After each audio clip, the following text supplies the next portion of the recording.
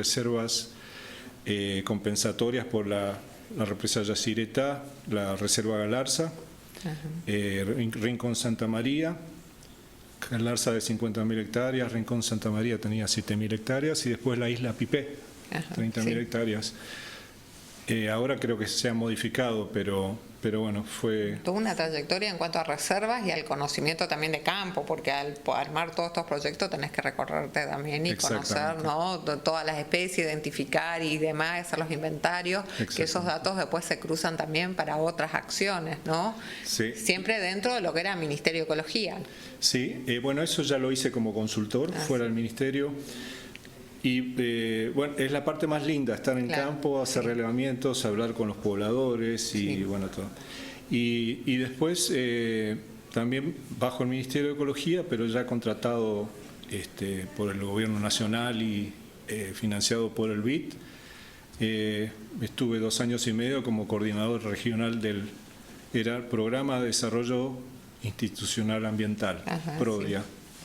Ahí se desarrollaron los presupuestos mínimos en biodiversidad, en calidad de aguas, de aire, etcétera, que después se incorporaron a la legislación local y nacional, ¿no? Como para que las leyes establezcan parámetros de regulación, mínimos. Claro, presupuesto, parámetros de regulación para que se puedan adherir las provincias y también los municipios, exactamente, ¿no? O sea, que un recorrido impresionante. Y ahí dijiste, me voy al marco internacional, o sea, de lo local pasaste a la parte provincial, de la provincial a la región mesopotámica, bueno, te dijiste nación y acá, bueno, me voy. Sí, y después, bueno, salí bastante intempestivamente del gobierno provincial por motivos X, pero eso me abrió las puertas a explorar en el ámbito privado, ¿no? Y Shell estaba operando acá en esta zona con forestaciones, con fines de utilización de la madera, pero también de secuestración de carbono en ese entonces. Entonces, en el año 1998 entré en Shell.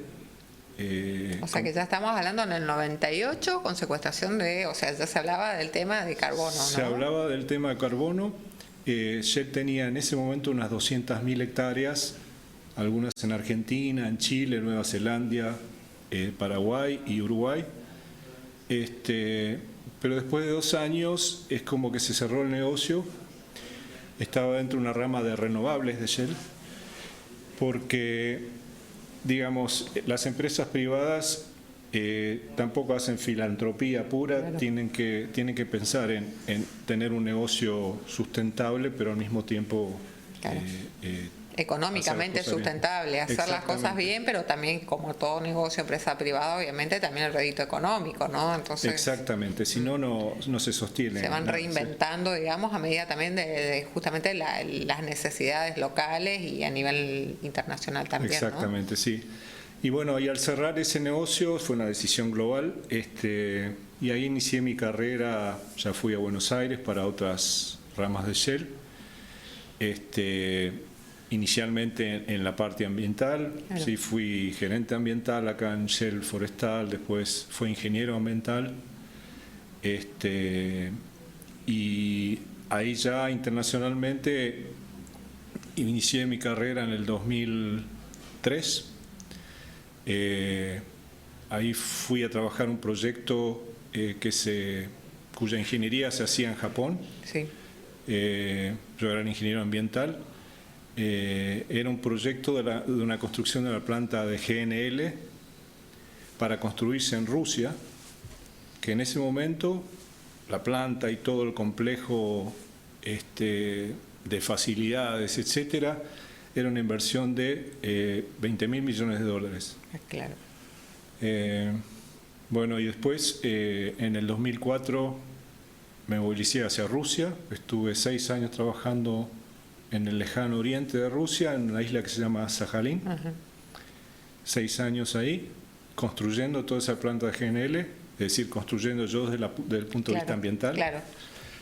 Y bueno, y después ya en el 2010 fui a vivir a Malasia, a Kuala Lumpur, y ahí ya con un cargo de asesor regional y después gerente de salud, seguridad y medio ambiente en la zona de Asia. Claro, ¿sí? permaneces en esta función ahora, pero en Argentina, ¿cierto? Claro, después, ya desde ese entonces, ya desde el 2010, ya me desempeñé no solamente en medio ambiente, sino también en el cuidado de la salud y de la seguridad ocupacional. ¿sí? Ahora, ¿cuáles son los desafíos ambientales que están presentando estas empresas multinacionales?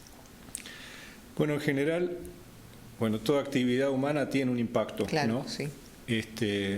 Y lo importante es poder identificarlos a tiempo, ¿no? Ser transparentes y, bueno, las empresas petroleras tienen impactos importantes, como muchas industrias tienen de diferentes tipos, ¿no? Pero, por ejemplo, en el caso de este proyecto que estuve en Rusia, fue una mega planta y kilómetros, miles de kilómetros de ductos, etcétera, que eran construidos en áreas, digamos, pristinas de los bosques de esa zona, que son tipo los bosques de Siberia, ¿no? Claro. Y también que tenían un impacto sobre la bahía, que se llamaba Niva, la bahía donde también había pesca, había una biodiversidad muy alta, entonces... y una población que vive también de eso. Y una población, ¿no?, que vivía de eso. Entonces se trabajó muy responsablemente y se hicieron primero estudios de base, flora, fauna, toda la parte marina, ¿no?, del ventos, del plancton y todo, ¿no? Que viene a ser como la radiografía, la línea de base que primero hacemos los consultores, ¿no?, que es el detalle mapeado de la realidad, ¿no?, de lo que hay. Exactamente, sí. Yo creo, por suerte, por lo que veo, después de tantos años de volver a Argentina, esto está establecido ahora, ¿no? Pero sí. En el pasado no era tan frecuente encontrar esas cosas y bueno, pero el estudio de base, como vos decís, es la radiografía que te dice cómo está el medio ambiente antes que yo intervenga con mis actividades, ¿no? Sí. Entonces, eso es muy importante porque de esa manera uno puede monitorear cuáles son realmente los impactos que causaste, ¿no? Y tratar de mitigar también, porque sí o sí vas a tener algún impacto, ¿no? En función a también al tipo o la categoría del proyecto, vas a tener impacto, más o menos vas a tener impacto. Entonces, al conocer esto, al saber esta radiografía, identificar, vas a poder proponer un plan de manejo, un plan de mitigación. Exactamente, sí. Que me imagino que en la actividad del petróleo, Shell, debe ser impresionante, ¿no? Hacia afuera. No, y ya es un proceso establecido. Claro, es decir, no es algo por lo cual uno tenga que pelear o algo que te lo impongan los gobiernos, ¿no? Pero en ese momento, trabajando en Rusia, fue muy, muy duro porque la legislación rusa es extremadamente rígida, exigida, sí, exigente, y sobre todo con las empresas extranjeras en ese momento, ¿no? Entrar a negociar ahí, ¿no? No habrá bueno, en realidad... No negocias. En realidad no había mucho que negociar en ese momento. Habría que cumplir. Sí. No, pero desde áreas de protección hasta parámetros mínimos de los efluentes que uno descarga. Había áreas de protección para el salmón que iba a desahogar en esa zona. O sea, te veías con muchas cuestiones muy sensibles, porque el desove del salmón es estrictamente, digamos, rígido en cuanto a las normativas, ¿no? Entonces, son muy exigentes en esas cuestiones. No, muy exigentes y te digo, aparte estábamos en ese proyecto especialmente, estaban los ojos de todas las ONGs locales e internacionales. Es decir, varias veces han aterrizado con helicópteros, Greenpeace, la WWF, que sería... ¿Y cuántas poblaciones tenías alrededor, más o menos, estamos hablando? Porque calculo que deben vivir también de la pesca, ¿no? Viven del salmón. Había una población no muy estable, pero los pobladores cercanos serían unas 50 personas, pero lo más sensible era que esa bahía donde se estaba construyendo el proyecto era una fuente de biodiversidad y de pesca, porque allá por ejemplo, ¿cómo se llama? Las centollas o esos cangrejos gigantes y todas esas cosas que es un área muy rica de pesca. Entonces, fue un trabajo muy, muy interesante, desafiante, pero también hubo que ser transparentes, tratar con las comunidades locales, Y ahí dentro de eso, de tratar con las comunidades locales, ¿no? Por ejemplo, que yo trabajo dentro, digamos, hago lo propio dentro de lo que es YPF, ¿no? Dentro de las comunidades locales, también hay que sentarse a proyectar, a proponer, ¿no? Alguna situación para que también podamos mitigar esa cuestión. ¿Cómo trabaja con esos proyectos sociales, Shell? La parte social es una parte fundamental que se maneja con el todo, con el medio ambiente, claro, etcétera, ¿no?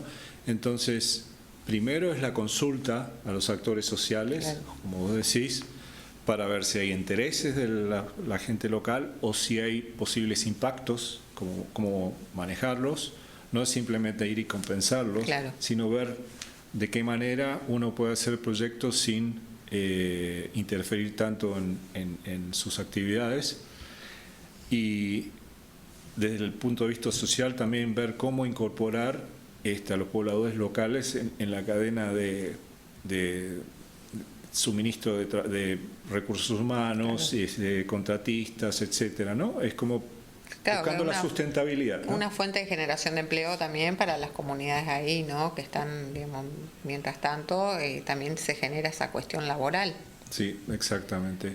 Bueno, sí, esa fue una parte muy interesante, y después justamente ¿cómo se llama? Los public hearings, sería, digamos, las escuchas públicas. Claro, la consulta pública sería acá, sí, que es obligatorio. Sí, las consultas públicas, esas fueron muy estrictas, y se presentaron los estudios de impacto ambiental, se habló del proyecto, de qué significaba. Claro, se le muestra la realidad en papeles también, ¿no? De lo que es el proyecto, lo que se pretende lograr, y la idea es también que opinen para mejorar el proyecto, porque acá en la Argentina, bueno, acá en la provincia de Misiones, por ahí es obligatoria la consulta, ¿no?, pública dentro de lo que son los estudios de impacto ambiental, porque hay un procedimiento que rige esto, pero no es vinculante. No obstante, ayuda mucho a veces a mejorar el proyecto, porque no hay nada mejor que la vista de las personas que viven ahí, ¿no?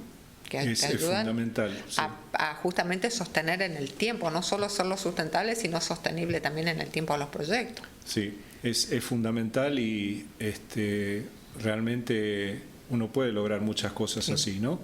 Porque, digamos, los que hacen negocios no son demonios, ¿no? Claro, de alguna manera, el que puede trata de hacer un negocio y de generar dinero. Lo importante es hacerlo justamente de manera sustentable y respetando a los actores locales, ¿no? Y en esas consultas públicas también se incluían las ONGs, como te había dicho.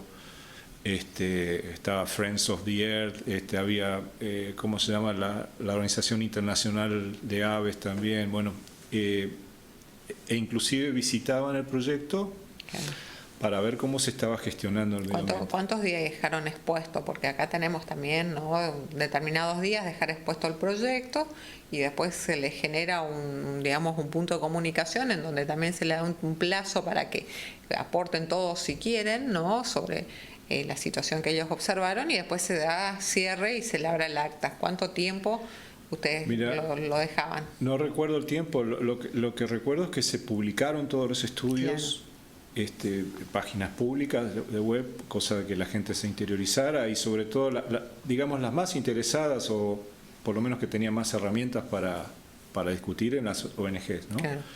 Y después vinieron las consultas públicas, ¿sí? Que yo recuerde, hubo 2 o 3 consultas públicas.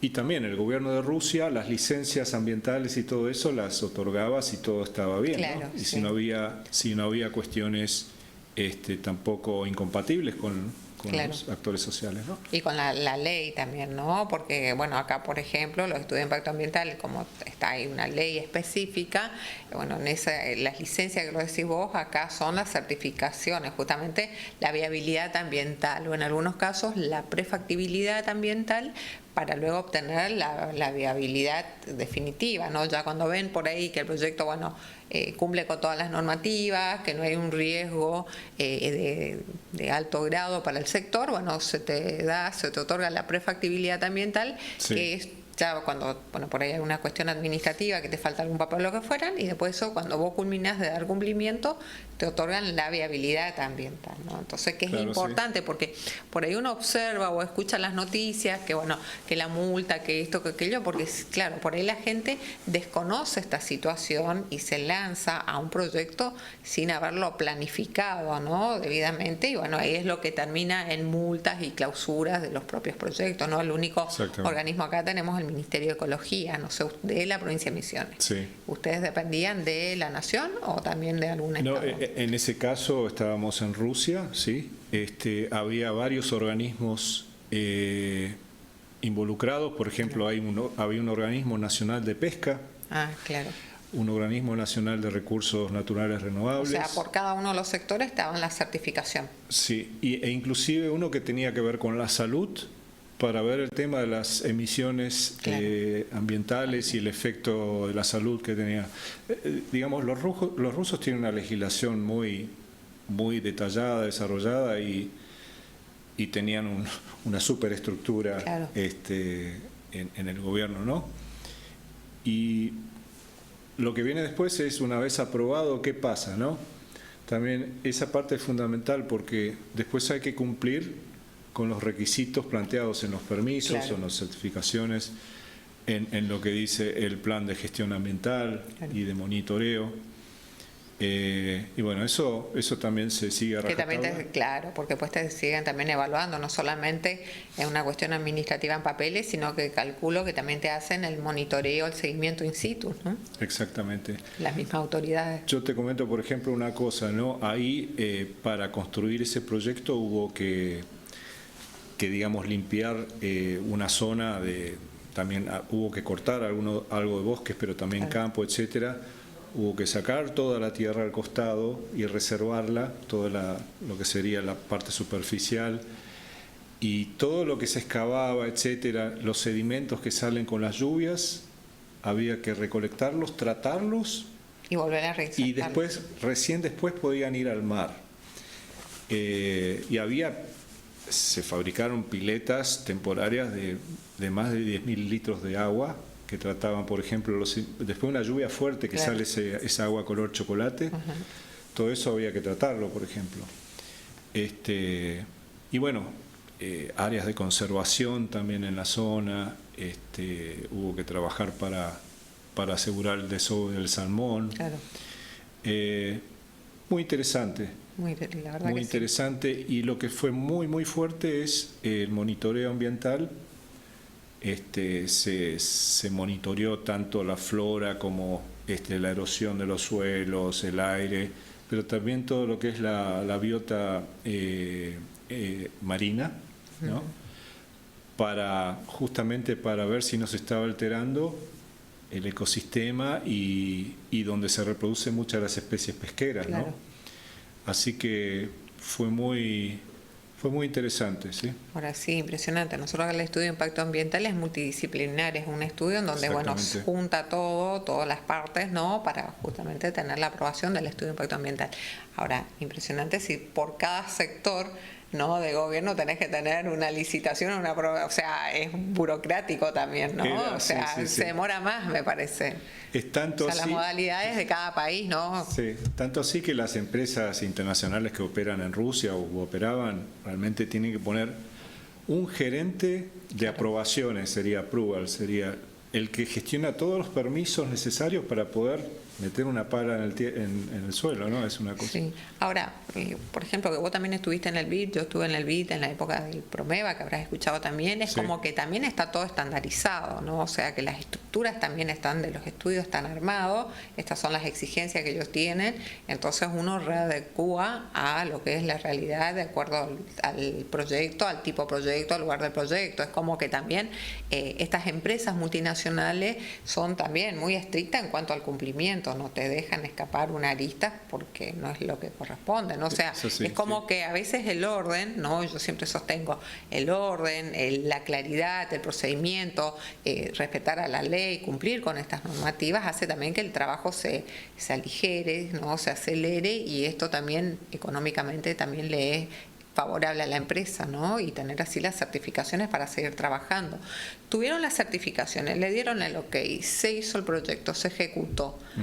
Cuando comienza a ejecutarse, le miden, hacen el seguimiento, porque calculo yo, trabajar con petróleo, ¿no? Es una cuestión muy sensible. Claro, digamos, el plan de monitoreo ambiental incluía la fase de construcción para ver cómo se comportaba el ambiente durante la construcción, pero también durante toda la operación futura de la planta, ¿no? Claro. Es decir, eso ya se acuerda con las autoridades y se hacía un seguimiento y se presentaban los informes regularmente, ¿no? Sí, eso está muy preestablecido en Rusia, pero como vos decís, en este momento la mayoría de las empresas multinacionales o internacionales realmente tienen estándares muy altos, ¿no? Sobre todo, bueno, se inició con las europeas, ahí se desarrollaron los estándares antes, creo que en otros lugares del mundo, y las empresas que cotizaban en bolsa internacionalmente tienen que demostrar que son socialmente responsables, que protegen al medio ambiente y a las personas también, ¿sí? Porque todo eso, de no ser así, impacta también en el precio de las acciones y todo. Totalmente. Es decir, no es solamente, como dije anteriormente, no es netamente filantropía, pero es tener compromisos claros, sociales, ambientales, etcétera, y cumplirlos, porque realmente, sobre todo los accionistas europeos, etcétera, son muy sensibles a eso. Eso veo, Sí. Entonces, una empresa que no es responsable con el medio ambiente o tiene algunos problemas sociales con indígenas, etcétera, inmediatamente tiene un impacto. Dejan de invertir o dejan de en los mismos inversores y en las acciones, ¿no? O sea, en ese sentido la bolsa se mueve a favor digamos, del medio ambiente y las personas, ¿no? Sí. Eso se da también, por ejemplo, en turismo, ¿no? Uno ve cuando el turismo extranjero opta por hoteles justamente que tienen esa responsabilidad ambiental, ¿no? Y esta relación, esta vinculación, te hablo de las 600 hectáreas, ¿no? Con las comunidades aborígenes, por ejemplo, y los proyectos también que tienen. A mí me tocó, tuve la suerte de visitar varios hoteles, ¿no? En donde están realmente muy responsables con el medio ambiente, y los proyectos sociales con las comunidades autóctonas que viven en la zona. Entonces esto también se publica y se da a conocer, y bueno, también es un estándar a ciertas certificadoras que lo publican a nivel mundial. Entonces este compromiso ambiental está evaluado en bolsa, y el reflejo también y el compromiso de los turistas porque optan por ese tipo de proyectos. O sea, todo redunda a la cuestión económica. Ya que estamos hablando de compromiso, YPF en cuanto a los ODS del 2030, ¿qué se propone? Bueno, sería Shell. Perdón, Shell, perdón, me salió. No, pero somos socios amigos. Socios amigos, perdón. No, perfecto, no. En realidad hay algunos, hay una iniciativa, una estrategia que se llama transición energética, ¿no? Digamos, con el cambio climático, muchas de las empresas internacionales han tomado decisiones importantes, y Shell hace varios años manifestó públicamente su compromiso de, para el año 2030, reducir a la mitad las emisiones que tienen que ver con todas sus plantas de producción, con todas sus actividades directas, ¿no? Y con las emisiones emanadas también de la energía que uno utiliza de la red. Es decir, eso sería el scope 1 y 2, sería alcances 1 y 2. Y para el año 2050 se habla de net zero, sería emisiones cero, ¿no? Ese sería la ambición, porque es una ambición para el 2050. O sea, 24 años, ya estamos terminando. 23 años. Para la ambición del 2030 deberíamos haber cumplido la mitad, o bueno, ya hemos cumplido, no, perdón, el 70% ya se ha cumplido, o sea que se está avanzando, se monitorea y se publica, porque Shell publica informes anuales de sustentabilidad, donde uno puede ver exactamente las emisiones y cómo se está manejando. Pero definitivamente se está buscando tener emisiones o relacionadas con la intensidad de carbono claro. Cero, y para eso también hay un desafío muy grande, porque el desafío más grande es a través de las emisiones indirectas que causan, por ejemplo, la distribución de los productos, el uso de los combustibles que Shell vende, por ejemplo, a otros, etcétera. Y eso se va a lograr únicamente trabajando con las energías renovables, solar. Shell trabaja con la parte solar, eólica, hidrógeno, biogás. Se está invirtiendo mucho en empresas, digamos, en la India, en Australia, etcétera, que trabajan también en fabricación de baterías de litio. Claro. Se están trabajando con otras empresas también, como joint ventures, empresas que construyen redes de suministro de electricidad para vehículos eléctricos.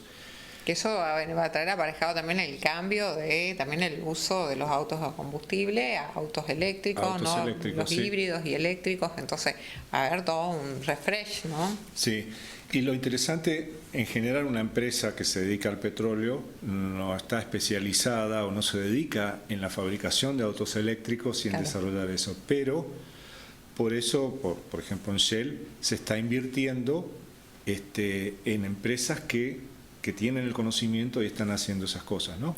Como socios.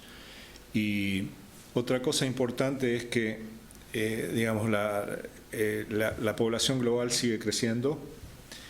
Estaba leyendo que para el 2040 o el 2050, no sé, la población va a crecer más o menos en unos 10.000 millones de personas más. Claro. Y con lo cual también se incrementa la necesidad de energía. Todos los consumos. Sí, o sea, uno dice petróleo, ¿no? El petróleo contamina, etcétera, pero creo que hasta el último de nosotros utiliza algo derivado del petróleo. Totalmente. Tanto para los vehículos como para calefaccionar las casas, como para la iluminación, como para la fabricación de químicos, plásticos, etcétera. Entonces, no es algo que uno puede decir un día para otro. Cambiamos, la cortamos y empezamos con otro. No, o sea, esto va a ir una evolución, ¿no? Sí. De forma gradual. Exactamente. Y bueno, por último, lo que quería agregar ahí es que con ese incremento de población y la necesidad de energía, lo que está haciendo por lo menos Shell es maximizando el uso de la producción y el uso de gas. Claro. Como una fuente de energía que tiene menores emisiones que el petróleo, ¿no? Claro.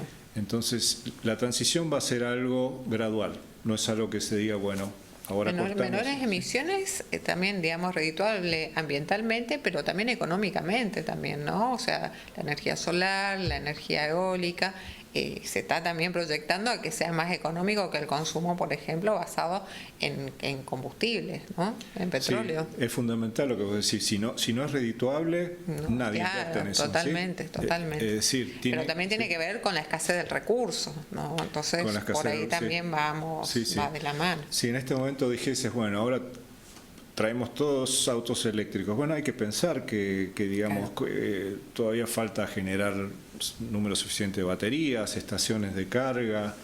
Hay que ver qué se hace con el transporte grande, ¿no? De carga, todas esas cosas, ¿no? Todos los camiones, los buques. Claro. No es solamente cambiar los vehículos que nosotros usamos para... No, es un recambio de todas las actividades también, que las empresas se van ayornando también y digamos, reconstruyéndose diferente, porque si no también, digamos, pierden en el tiempo económicamente, ¿no? Entonces desaparecen las empresas.